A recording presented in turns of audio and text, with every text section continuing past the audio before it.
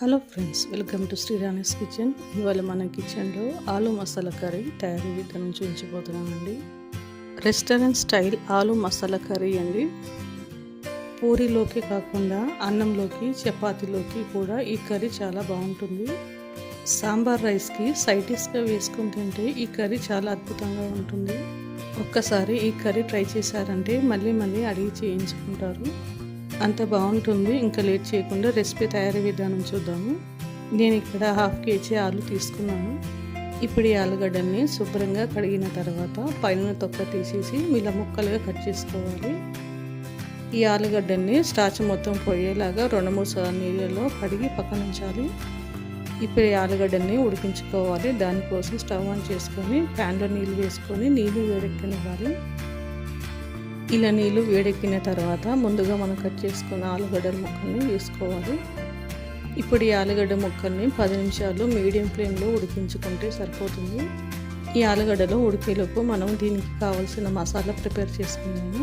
Mixer jar తీసుకొని 1 table spoon ధనియాలు వేయండి, అలాగే 1/2 స్పూన్ జీలకర్ర వేయండి. మంచి ఫ్లేవర్ కోసం కరివేపాకును, అలాగే పొట్టు తీసేసిన 10-15 వెల్లుల్లి రెబ్బలు వేయండి.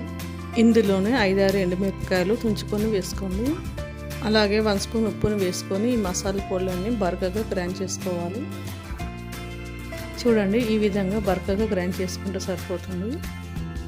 ఇలా చేసిన మసాలా పొడిని పక్కన ఉంచండి. ఈలోపు మన బంగాళదుంపలు ఉడికిపోయి ఉంటాయి. 10 నిమిషాల తర్వాత చూడండి, బంగాళదుంపల ముక్కలు చక్కగా ఉడికిపోయాయి.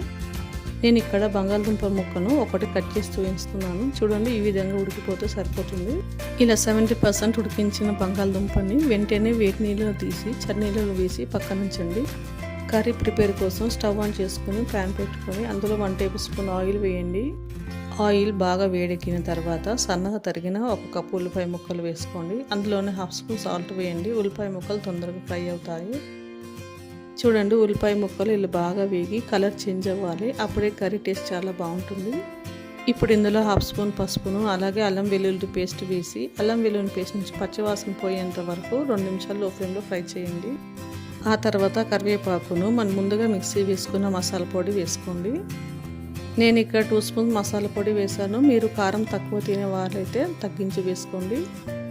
ఈ మసాలా పొడి కలుపుతూ 2 నిమిషాలు లో ఫ్లేమ్లో బాగా ఫ్రై చేయండి. ఇలా ఫ్రై అయిన తర్వాత ఇందులోని 1/2 కప్పు కమ్మటి పెరుగు తీసుకోండి. పెరుగు గడ్డ లేకుండా స్మూత్ పేస్ట్ లాగా చేసుకొని వేసుకోండి. పెరుగు పేస్ట్ చేసి వేయడం వలన తరగలు లేకుండా కర్రీలో చక్కగా కలిసిపోతుంది. ఇప్పుడు ఇందులో 2 స్పూన్స్ కారం వేసుకోండి.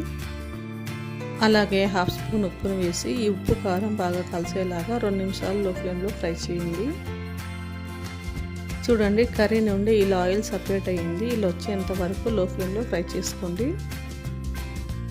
ఇప్పుడు ఈ కర్రీలో మనం ముందుగా ఉడికించుకున్న బంగాళదుంపల ముక్కలు వేసుకోండి. ఇలా వేసుకున్న తర్వాత ఈ బంగాళదుంప ముక్కలకు ఈ మసాలా పొడి బాగా పట్టేలాగా 5 నిమిషాలు లో ఫ్లేమ్లో బాగా ఫ్రై చేయండి. అలాగని బాగా ఎక్కువగా కలిపేస్తే బంగాళదుంప ముక్కలు ముక్కలుగా అయిపోయే అవకాశం ఉంటాయి. కాబట్టి చూసుకొని కలుపుకోండి. బంగాళదుంప కర్రీ మీకు ఫ్రై లాగా కావాలంటే ఇలాగా కూడా తినేయచ్చు, లేదా కొంచెం గ్రేవీగా కావాలంటే 1/2 కప్ వాటర్ వేసి ఉడికించండి. నాకు కొంచెం గ్రేవీ కావాలి, అందుకని 1/2 కప్పు నీళ్ళను వేసి 2 నిమిషాలు లో ఫ్లేమ్లో ఉడికించాను.